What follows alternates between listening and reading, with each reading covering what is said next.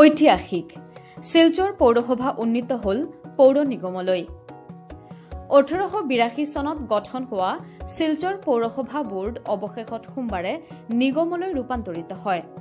1882 চনত ইংৰাজ শাসনৰ সময়ত ষ্টেচন কমিটি হিচাপে গঠন হোৱাৰ পিছত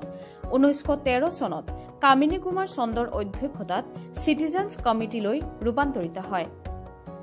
শিলচৰ পৌৰসভা বোৰ্ডৰ এই দীঘলীয়া যাত্ৰাত 33 গৰাকী সভাপতিয়ে সেৱা আগবঢ়াইছে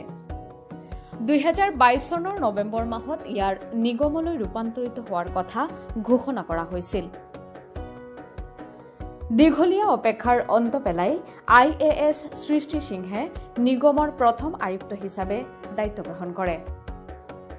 আজি শিলচৰৰ অৰুণ কুমাৰ চন্দ্ৰ ৰোডৰ পৌৰসভাৰ কাৰ্যালয়ৰ নাম পৰিৱৰ্তন কৰি পৌৰ নিগম নামেৰে ফলক উন্মোচন কৰা হয়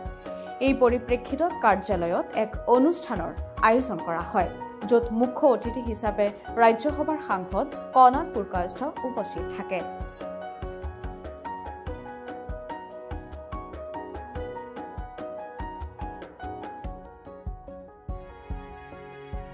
আজকের এই গুরুত্বপূর্ণ সভায় আসামের মাননীয় মুখ্যমন্ত্রী ডক্টর হিমন্ত বিশ্ব শর্মা মহোদয়ের প্রতি আমি আমার কৃতজ্ঞতা জ্ঞাপন করছি যে 2021 সালে নির্বাচন হওয়ার প্রাককালে আমি আমার দল আমরা মানুষকে কথা দিয়েছিলাম যে আমরা শাসন ক্ষমতায় আসলে বা আমি বিধায়ক হলে সরকারের কাছে এই দাবি নিয়ে যাব যাতে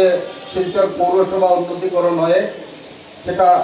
শিলচর কর্পোরেশনে যায় কি হ'ব মানে এইটো বহু দিনৰ আমাৰ সপোন আছিলে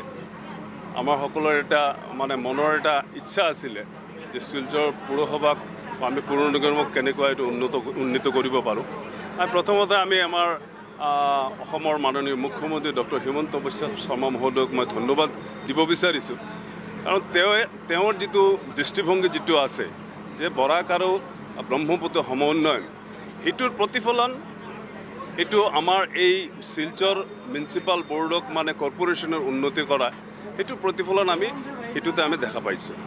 খালি এইটো নহয় আমাৰ বৰাক উপত্যকাত এতিয়া যিমান মানে আমাৰ প্ৰজেক্ট চলি আছে তাতে মানে এটা কথা আমি ক'ব পাৰোঁ যে আমাৰ মাননীয় মুখ্যমন্ত্ৰী